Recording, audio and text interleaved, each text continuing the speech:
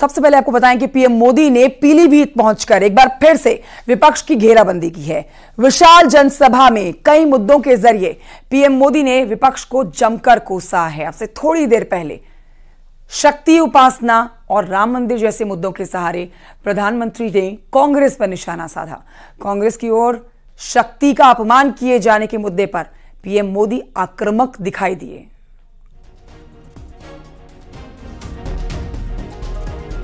आज नवरात्रि के पहले दिन, शक्ति की पूजा के पहले दिन, मैं देश को ये भी याद दिला रहा हूं कि कैसे इंडी गठबंधन ने शक्ति को खत्म करने की सौगंध खाई है।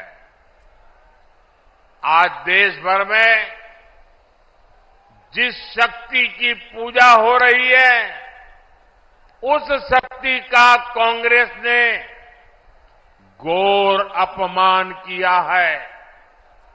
जिस शक्ति के आगे हम शीश झुकाते हैं, उस शक्ति को उखाड़ फेंकने की बात ये कांग्रेस के नेता कर रहे हैं।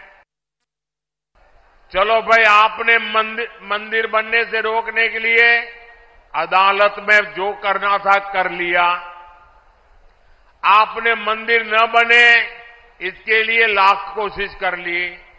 लेकिन जब देश की जनता ने पाई पाई देकर के इतना भव्य मंदिर बना दिया, जब मंदिर वालों ने आपके सारे गुनाह माफ करके आपको प्राण प्रतिष्ठा के कार्यक्रम में सम्मानपूर्वक निमंत्रित किया, लेकिन आपने प्राण प्रतिष्ठा के निमंत्रण को ठुकरा दिया।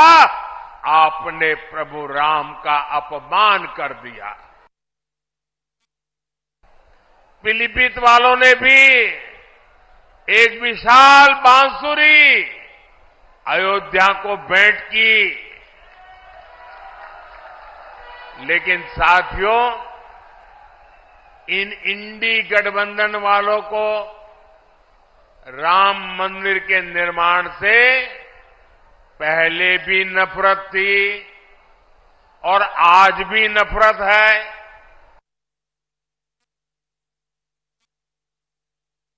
पीएम मोदी की रैली में सीएम योगी ने भी अपनी बात रखी। उन्होंने कहा कि जिस तरह से कांग्रेस पार्टी या फिर इंडिया एयरलाइंस लोगों को भटकाने का काम कर रहे हैं, इसके लिए 2024 लोकसभा चुनाव में जनता उन्हें माफ नहीं करेगी। सुनिए। सिख भावनाओं का सम्मान करते हुए, भारत की उस आस्था का सम्मान करते हुए करतारपुर कॉरिडोर का निर्माण मोदी जी के नेतृत्व में ही संभव हो पाया, जब प्रधानमंत्री के रूप में मोदी जी देश के प्रधानमंत्री बने।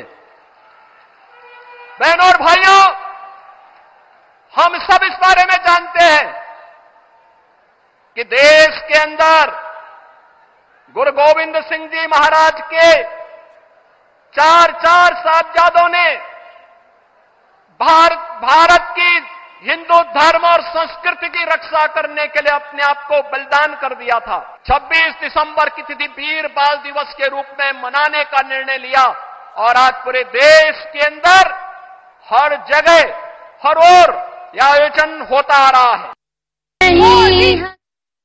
सबसे थोड़ी देर पहले की ये तस्वीरें आपको दिखा रहे हैं जब प्रधानमंत्री नरेंद्र मोदी 10 साल आप कह सकते हैं 2014-2019 के लोकसभा चुनाव के बाद पहली बार पहुंचे हैं पीलीभीत, जहां भारी संख्या में, जिसमें सबसे ज्यादा संख्या महिलाओं की रही, पीएम मोदी को सुनने के लिए आज की रैली में।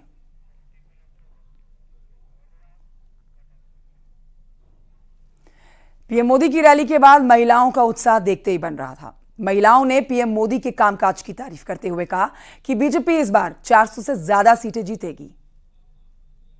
नरेंद्र मोदी ने चुनावी जनसभा को संबोधित किया है। लोग यहाँ पर पूरी तरह जोश में हैं। कैसा लगा प्रधानमंत्री आए? बहुत खुश है हम। सुना प्रधानमंत्री को? आज इतना खुश है कि जिंदगी में कभी खुश नहीं हुए। क्या लग रहा है? बहुत, हम बहुत खुश है। क्या आप क्या कहेंगी? खुश है हमारे देश में मोदी आए। मोदी जिंदाबाद, हमारा घर बन मोदी को नौकरी दे, बच्चों को घर घर एक नौकरी।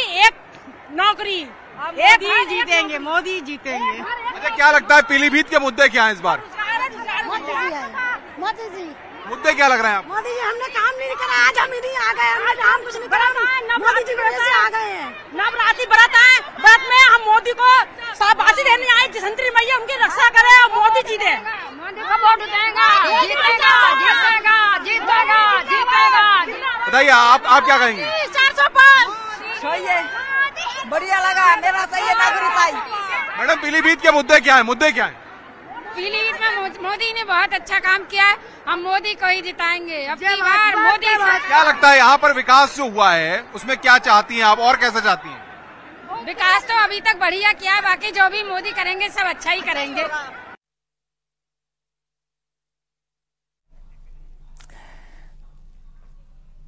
तो पीलीभीत की महिलाएं जो कि पीएम मोदी को अपने पीछ भाग के बेहद खुश नजर आ रही थी। अब आइए आगे बढ़ते हैं, आपको बताते हैं कि यूपी में इंडिया गठबंधन की संयुक्त रैलियों का तैयारी कर ली गई है। अखिलेश और राहुल गांधी की यूपी के हर चरण में संयुक्त रैली होने जा रही है। योजना के मुताबिक प्रियंका गांधी भी यूपी के 7 चरण में रैलियां करेंगी। अखिलेश यादव और राहुल गांधी अलग अलग जिलों में संयुक्त प्रेस कॉन्फ्रेंस करेंगे। इंडिया गठबंधन के मुद्दे और बीजेपी के सवालों के जवाब देंगे। कांग्रेस और समाजवादी पार्टी नेताओं ने बैठक करके यूपी में चुनाव प्रचार के लिए रणनीति तय की है। समाजवादी पार्टी अध्यक्ष अखिलेश यादव 12 अप्रैल से चुनाव प्रचार की शुरुआत करेंगे। अखिलेश यादव 12 अप्रैल को पीलीभीत जाएंगे, 13 अप्रैल को बिजनौर और नगीना में रैली करेंगे। अखिलेश यादव पीलीभीत में इंडिया गठबंधन के प्रत्याशी भगवंत शरण गंगवार के लिए रैली करेंगे।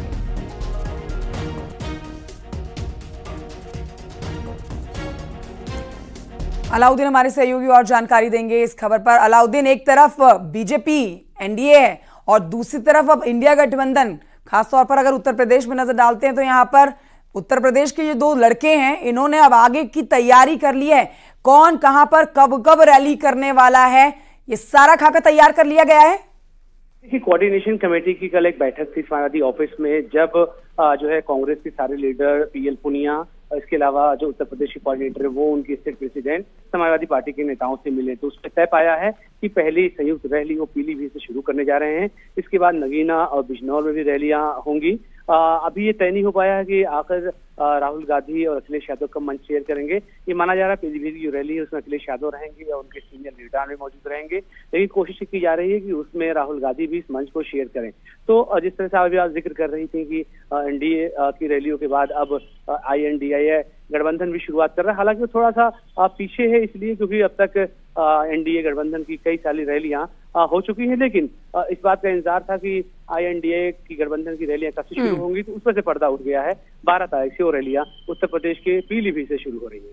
बहुत शुक्रिया आपका अलाउद्दीन जानकारी के लिए।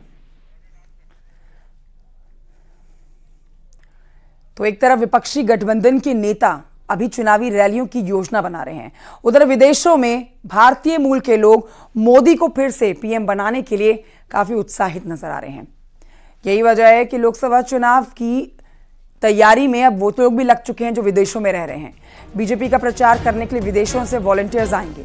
अमेरिका, ब्रिटेन, यूरोप समेत दुनिया भर के कई देशों से भारतीय मूल के लोग हजारों की संख्या में देश आएंगे और बीजेपी के लिए प्रचार करेंगे। ये सभी लोग अपने अपने प्रभाव वाले क्षेत्र में रहकर पार्टी का प्रचार करेंगे। विदेशों से आए बीजेपी कार्यकर्ता और समर्थक यूपी, मध्य प्रदेश, कर्नाटक, पश्चिम बंगाल, तमिलनाडु, राजस्थान समेत कई राज्यों में प्रचार करेंगे रहकर।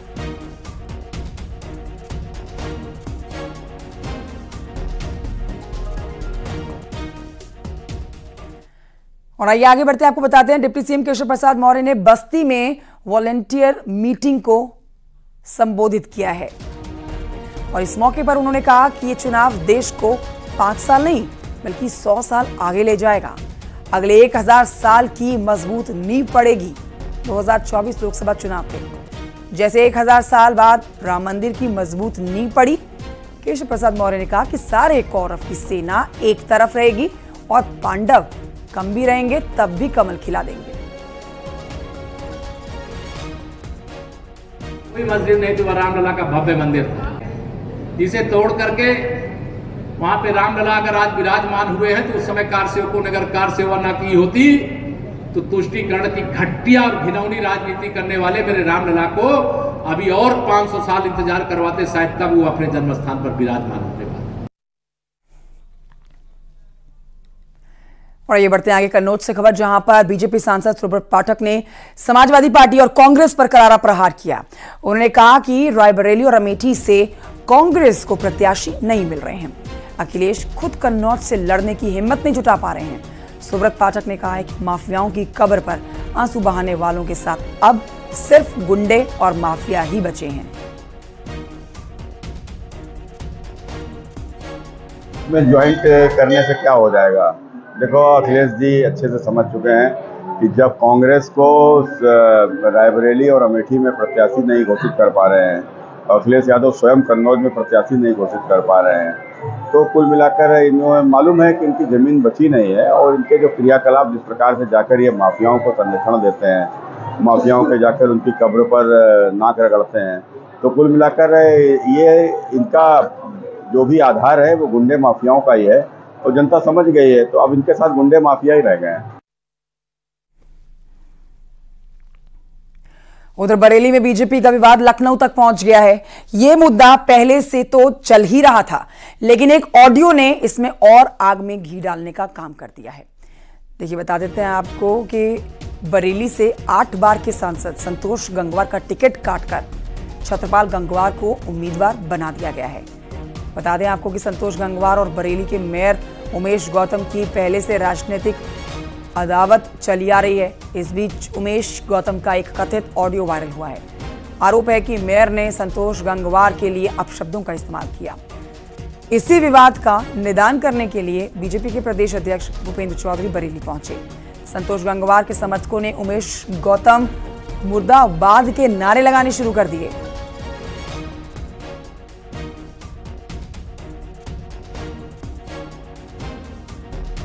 हमारे माननीय संतोष गंगवार जी जब से टिकट का घोषणा हुई है, माननीय छत्रपाल जी के चुनाव में भरपूर प्रयास कर रहे थे, उनके सारे कार्यालयों के उद्घाटन कर रहे थे। उसके बावजूद भी एक कल जो है ब्राह्मण समाज की जो बैठक हुई, उसमें माननीय महापौर जी ने जो अपशब्द उनके लिए बोले हैं, इसके लिए हम उनका इस्तीफा चाहते हैं और इसके अलावा कुछ नहीं चाहते। एक छोटे से ब्रेक के लिए रुकना होगा, जल्द लौट रहे हैं।